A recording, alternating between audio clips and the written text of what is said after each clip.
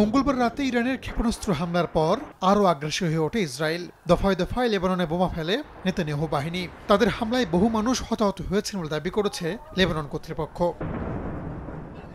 বুধবার সকাল থেকে হামলার মাত্রা আরও বাড়ায় ইসরায়েল। লেবাননের রাজধানী বৈরুত থেকে শুরু করে দেশটির দক্ষিণাঞ্চলে একের পর এক বোমা ফেলা হয়। হিজবুল্লাহর ঘাঁটি লক্ষ্য করেই হামলার দাবি ইসরায়েলের প্রতিরক্ষা দপ্তরের।